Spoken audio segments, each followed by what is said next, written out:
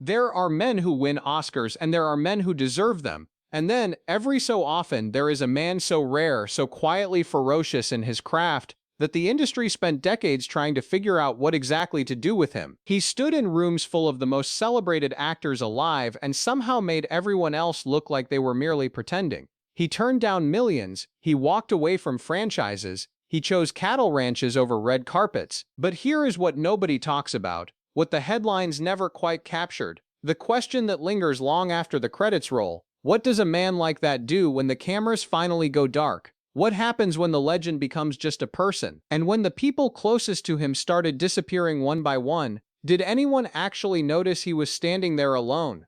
His name is Robert Duvall, and this is not the story Hollywood told you. He was born on January 5, 1931, in San Diego, California, the son of a rear admiral in the United States Navy. That single fact, his father's rank, his father's world, tells you almost everything about the architecture of Robert Duvall's soul. The Navy does not raise children who linger. It raises children who move, who pack boxes, who learn new schools, who make friends knowing they will leave them. By the time Robert was a teenager, he had lived in Maryland, in Virginia, in Illinois, and in places that blurred together like pages from a book you read too fast. He learned early that attachment was a kind of risk, that loving a place too much only made the leaving harder. His mother, Mildred, was a woman who carried grace the way some women carry grief, quietly, completely, without complaint. She loved theater. She took young Robert to see plays in whatever city they happened to be living in at the time, and something in him, something electric and unnamed, lit up in those dark auditoriums. The stage was the one place that did not move. The story was always the same whether you were in Maryland or Virginia. The curtain rose and the human condition showed itself, raw and unfiltered. And Robert Duvall sat in those velvet seats and thought, I want to do that. But his father wanted something else. Rear Admiral William Duvall was a man of discipline and structure, of hierarchy and honor, and the idea of his son becoming an actor was not simply impractical, it was, in some wordless paternal way, a kind of disappointment waiting to happen. Robert felt that weight. You do not grow up in a military household and emerge without understanding the particular silence of a father who expected more. That silence followed him. It shaped the way he played authority figures with such complexity, because he had lived inside that complexity, had eaten breakfast across the table from it every morning of his childhood. He was drafted into the Army in 1953, served his time, and came out the other side with that particular steadiness that military service either builds or breaks. In his case, it built something granite hard beneath the surface. He enrolled at Principia College in Illinois, the small Christian Science school his family had long been connected to, and it was there, in those quiet Midwest halls, that the decision crystallized. He was going to be an actor, not someday, not if everything else failed. Now, the move to New York in the late 1950s was an act of faith so pure it bordered on recklessness. He arrived with almost nothing, a few dollars, a small room, a hunger that had nothing to do with food. He waited tables. He worked in the post office. He shared cramped apartments in Manhattan with a group of young unknowns who would one day reshape American cinema. Gene Hackman was there. Dustin Hoffman was there. They were three young men scratching at the door of something enormous, none of them certain it would ever open. And it almost didn't. The post office job became a kind of symbol in Duvall's memory. He spoke of it in interviews decades later with a particular tone. The tone of a man who never forgot what it felt like to have nothing to fall back on. Every morning he sorted mail in that fluorescent-lit building, and every evening he went back to the craft, to the classes, to the work. He studied under Sanford Meisner at the neighborhood playhouse. And if you want to understand Robert Duvall the actor, you have to understand what Meisner asked of his students. Stop acting and start living. Be present. Be real. Trust the other person in the scene. Let the moment land on you instead of manufacturing a response to it. Duvall absorbed this like oxygen. It became the bedrock of everything. But the early years in New York were not a steady climb. They were a grinding, unglamorous endurance test. There were stretches, long, cruel stretches, where the phone did not ring, where the auditions ended in silence, where the mirror in that small apartment reflected a man who had to decide, again and again, whether the dream was worth the cost. And on the worst nights, when the doubt came in like cold air under a door, Robert Duvall would think about those dark auditoriums his mother had taken him to, and the curtain rising, and the feeling of absolute recognition he had felt as a boy. He held on to that the way a sailor holds a compass, not because it guaranteed anything, because it was true.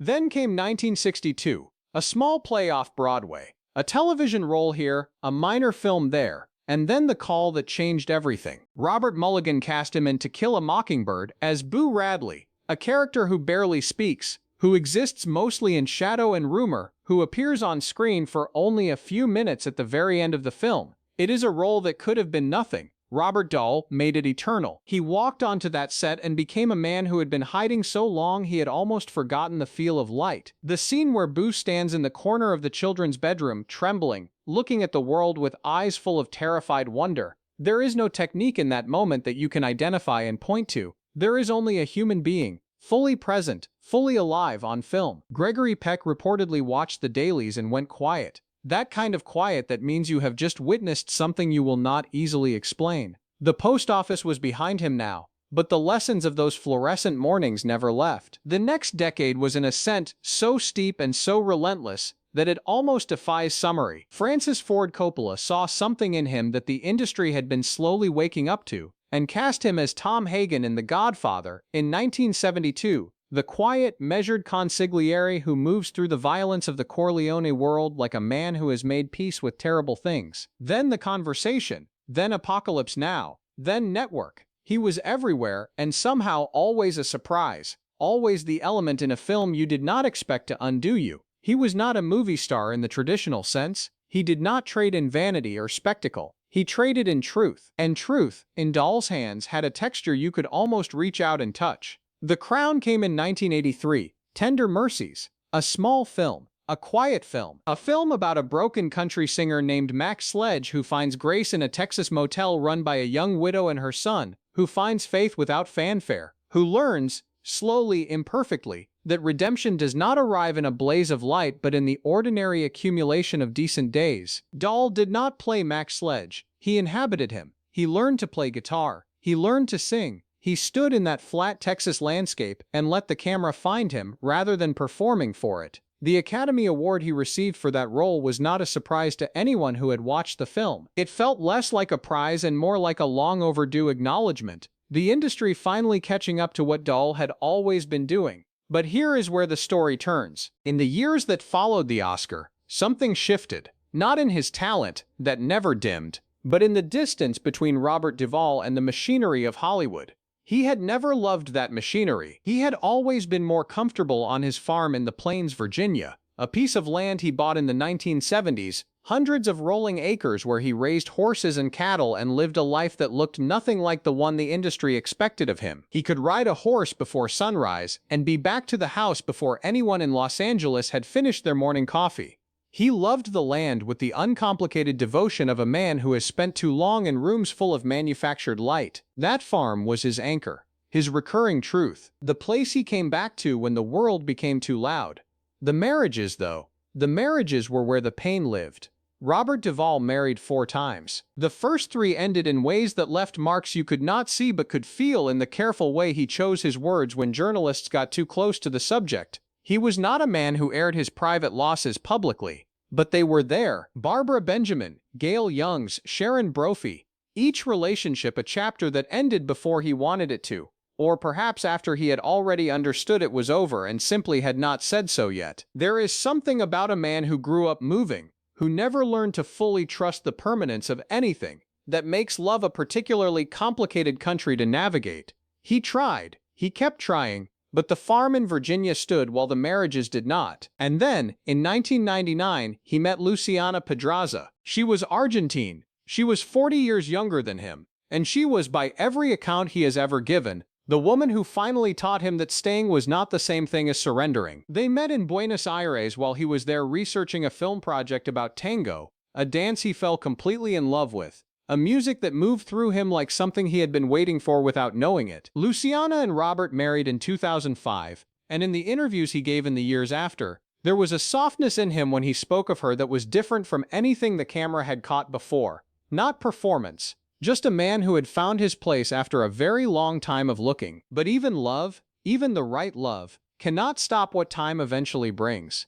The 2010s arrived, and with them came the quieter losses. Friends gone, colleagues gone. Brando had died in 2004. Gene Hackman retreated from public life. The generation that had made American cinema what it was in the 1970s had either passed or pulled back, and Robert Duvall found himself in the strange position of being one of the last men standing in a room that had once been so full. He continued working, Get Low in 2009, The Judge in 2014, small roles and significant ones. Because the work was never about the accolades. It was about the necessity, about the thing Meisner had taught him in that New York classroom all those decades ago. Be present, be real, trust the other person. But presence becomes lonelier when the room keeps emptying. By his late 80s and into his 90s, the appearances became rarer, the interviews fewer. The farm in Virginia was still there, still real, still the place where the mornings came in gold and quiet over the Blue Ridge Mountains. Luciana was still there, but the world had moved in a direction that felt foreign to a man formed by the post office, by Meisner, by the flat Texas light of Tender Mercies. The new Hollywood was louder and faster and more interested in universes than in human beings. The kind of cinema Robert Duvall had built his life inside, slow, honest, character-driven, interested in the silence between words, was not extinct, but it was no longer the center of things. And a man who had always stood at the center could feel the drift. He spoke about faith in the way people speak about air, not as a topic, but as a condition of existence. His Christian Science upbringing had given him a relationship with God that was personal, private, and immune to spectacle. He did not preach, he did not perform belief, but there was a stillness in him in his later years that came from somewhere deeper than temperament. A man who had made peace with the fact that the story was not his to control, that the ending would come in its own time, and that what mattered was the quality of presence you brought to the days that remained. That quality of presence, he never stopped bringing it. At 93, he gave what many called one of his most affecting performances in Sonny Boy. Not a blockbuster, not an awards contender, but a quiet film, a human film, the kind he had always chosen when the choice was his to make. He was on set with the same total commitment he had brought to Boo Radley, to Tom Hagen, to Max Sledge. The industry marveled and moved on, as industries do. Robert Duvall went back to the farm. The truth about his final years is not a scandal. It is not a dramatic collapse or a public unraveling. The truth is subtler, and in some ways more devastating than any of that. The truth is the particular loneliness of outliving your era, of being 95 years old, and remembering what it felt like to be in a room with Brando, with Hoffman, with Hackman, with all those ferocious young men who were going to change everything, and they did change everything. And now you are the only one left who remembers that room from the inside, the only one who can still smell the coffee and the cigarettes and the specific electricity of all that talent in one place. That is a kind of solitude that cannot be fixed,